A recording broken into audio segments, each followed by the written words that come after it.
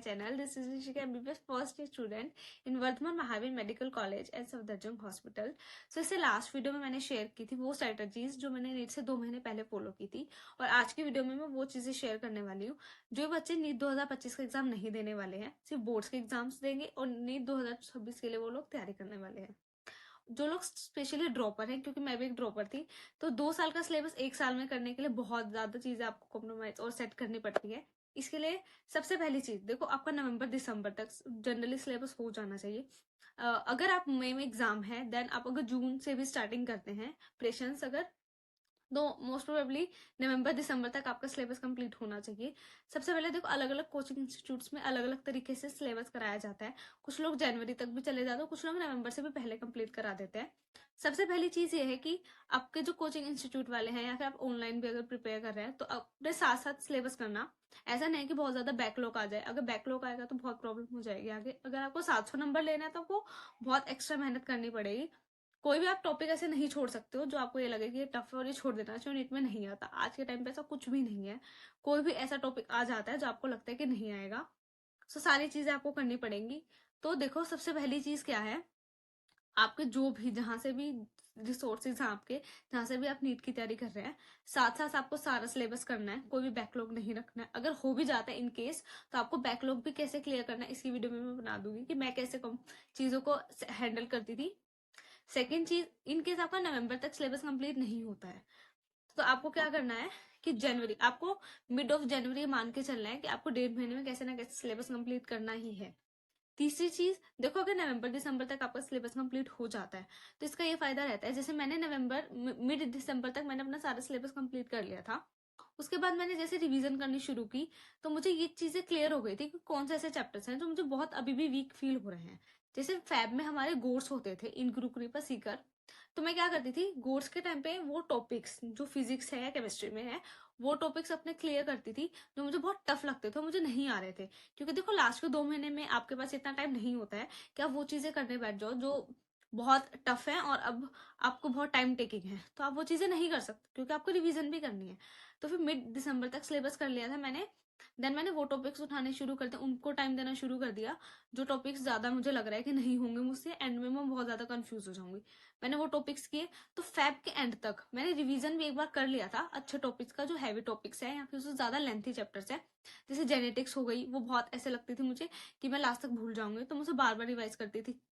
या फिर फिजिक्स के भी बहुत सारे 12th के जो स्टार्टिंग के चैप्टर्स हैं, या फिर रोटेशनल मोशन है, वो चैप्टर्स मुझे बहुत ऐसे लगते थे कि मैं बहुत सिली मिस्टेक्स भी कर दूंगी, कंसेप्ट भी मेरे वीक हैं, तो मैं वो चैप्टर्स रिवाइज करती थी. और टाइम टेबल की जहां तक बात है, देखो 2026 में जो ड्रॉपर हैं उनके लिए मैं स्पेसिफिकली बताना चाहूंगी.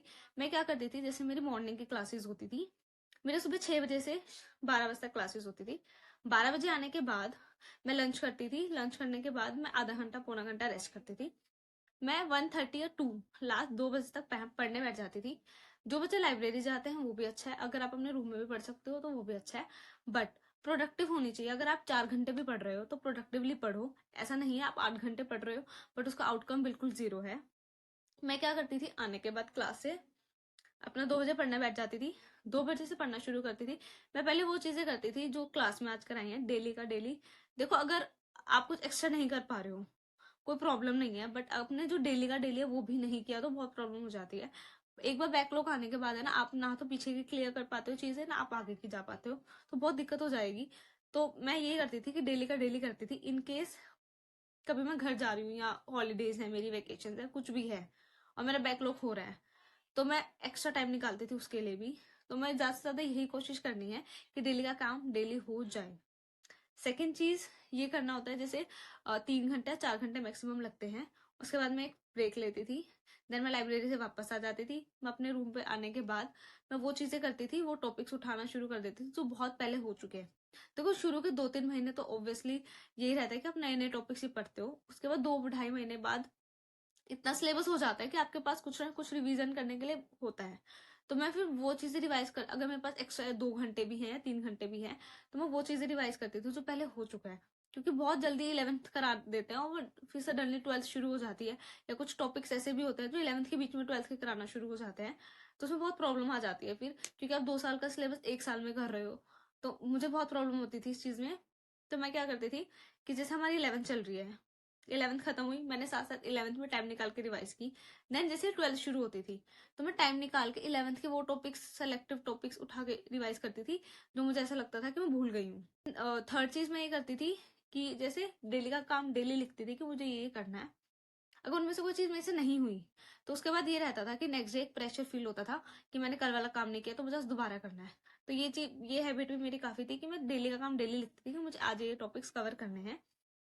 स्पेसिफिकली मैं क्या करती थी कि कोई भी चैप्टर है, जैसे जेनेटिक्स है, तो उसमें टॉपिक्स लिख लेती थी मैं कि ये टॉपिक आज करना है मुझे, और फिर कल के लिए मुझे ये टॉपिक करना है या परसों के लिए मुझे ये टॉपिक करना है। क्योंकि आप पूरा चैप्टर नहीं कर सकते हो, और अगर आप एक टॉपिक को या एक चैप्टर को लेके 4-5 घंटे बैठे रहो, इससे बेटर है कि आप एक पर्टिकुलर टॉपिक उठा लो, उस टॉपिक को अच्छे से पढ़ लो। तो मैं ऐसे करती थी बायो के लिए भी। और फिजिक्स के लिए मैं क्या करती थी, जैसे मालूम मैंने रोटेशन मोशन उठाना है तो मैं एक दिन ऐसा करती थी कि मैं सिर्फ थ्योरी पढ़ लूंगी, सारे कंसेप्ट जितने भी है थ्योरी के, और शाम को मैं उसके बैठ के थोड़े बहुत जो भी फॉर्मूलाज होते थे वो रिवाइज कर लेती थी, या जो नोटबुक में क्वेश्चन लिखवाए होते थे वो रिवाइज कर लेती थी। और फिर अगर मैं उस चैप्टर से बहुत बोर हो गई हूँ कि अब मुझे पढ़ने का मन नहीं है, तो मैं अगले दिन उसको क्वेश्चन के लिए कर लेती थी कि मैं अगले दिन क्वेश्चन कर लूंगी। तो ऐसा नहीं होता कि आप एक ही दिन में पूरा एक चैप्टर बैठ के पूरा पढ़ रहे हो, ऐसा जरूरी नहीं है। आप अपने अकॉर्डिंग भी कर सकते हो कि कोई चैप्टर आपको बहुत लेंदी लग रहा है कि आपसे अब नहीं होगा, तो आप उसको पार्ट्स में डिवाइड कर लो कि आज मुझे ये टॉपिक करना है, आज मुझे ये पार्ट करना है, आज मुझे ये पार्ट करना है। एक चीज इंपॉर्टेंट ये है कि एनसीईआरटी के क्वेश्चंस साथ साथ करते रहना, और समरी जो चैप्टर के लास्ट में एनसीईआरटी में फिजिक्स की लिखी हुई है वो साथ के साथ पढ़ते रहना लास्ट में, वरना बहुत प्रेशर फील होता है कि इतने सारे चैप्टर्स की समरी आप एक साथ नहीं पढ़ सकते और याद भी नहीं रहेगी। मेरा क्या रहता था, रात को आने के बाद वही जो रिवीजन मुझे करना है, जो टेस्ट होते थे, देखो वैसे तो एंड की जो टेस्ट सीरीज होती है उसको तो आप बहुत अच्छे से करते ही हो, पर जो बीच में भी जो टेस्ट सीरीज होती है ना, उसे मैं साथ साथ एनालाइज करती थी। ज्यादातर मैं उन चीजों को एनालाइज करती थी जो हमारे रिवीजन टेस्ट हो रहे हैं, क्योंकि आप पहली बार अगर टेस्ट दे रहे हो तो ऑब्वियसली आपसे गलतियां होंगी, लेकिन जब आप दोबारा टेस्ट दे रहे हो तो फिर उससे आपको ये पता चलता है कि ऐसे कौन से टॉपिक्स या पॉइंट्स है जो आप बार बार मतलब स्किप कर रहे हो, आपको नहीं आ रहे हैं। तो रिवीजन टेस्ट जो होते थे मैं बहुत अच्छे से एनालाइज करती थी। सिली मिस्टेक मुझसे इतनी ज्यादा होती थी क्योंकि एज ए ड्रॉपर क्या होता है, आपके पास बहुत सारा काम होता है पढ़ने के लिए, और एक अलग से प्रेशर होता है कि आपने 1 साल ड्रॉप ले लिया, 2 साल या जितना भी ड्रॉप है आपने लिया है, तो एक प्रेशर हमेशा होता है। तो उसको मैं कम करने के लिए क्या करती थी, हमेशा चीजों को बार बार रिवाइज करती थी। देखो जब मैंने इससे पहले वाला ड्रॉप लिया था तो मेरी प्रॉब्लम ये थी कि मैं मल्टीपल सोर्स रखती थी और बहुत परेशान रहती थी, क्योंकि अगर आप मल्टीपल सोर्स रखते हो तो ऐसा नहीं हो सकता कि आपको 10,000 क्वेश्चन है दुनिया में तो 10,000 आएंगे। एक चैप्टर का कोई एंड नहीं है, बहुत क्वेश्चन है। लेकिन नीट में सिर्फ सेलेक्टिव ही चीजें आती हैं, तो आपको सेलेक्टिव ही पढ़ना है। एनसीईआरटी के क्वेश्चन, पीवाईक्यू या आपके जो मॉड्यूल में है या आपके क्वेश्चन बैंक है जो भी टेस्ट में आ रहा है, मैं सिर्फ उन्हें ही पढ़ती थी और बार बार पढ़ती थी। तो इस साल यही मेरी चीजें ठीक हुई कि मैं बार बार चीजों को पढ़ती थी, एनसीईआरटी को बार बार पढ़ती थी, क्वेश्चंस को मेजरली। ऐसा नहीं है कि एनसीईआरटी फिजिक्स ही पढ़ने बैठ जाऊं, देखो मतलब वैसे तो बहुत सारे लोग पढ़ते होंगे, मैंने कुछ ही चैप्टर्स की पढ़ी थी, बट मुझे इतना वर्थ इट नहीं लगा कि मैं इतना टाइम उस चीज पे दूं। इससे बेटर मैं क्या करती थी, समरी पढ़ लेती थी, या क्लास में जो नोट्स आपको कराए जाते हैं उसमें सब कुछ इतनी थ्योरी होती है कि आपको एनसीईआरटी तो फिजिक्स की पढ़ने की जरूरत इतनी नहीं होती, तो मैंने नहीं पढ़ी थी, मैंने एनसीईआरटी फिजिक्स की नहीं पढ़ी। इसके अलावा फिजिक्स में वही है, क्वेश्चन प्रैक्टिस हो गई। देन केमिस्ट्री के लिए मैं क्या करती थी, ऑर्गेनिक केमिस्ट्री मेरी ऑलरेडी स्ट्रॉन्ग थी, मतलब मैंने अच्छे से की थी, तो ऑर्गेनिक केमिस्ट्री में मुझे इतनी कभी प्रॉब्लम्स नहीं आई।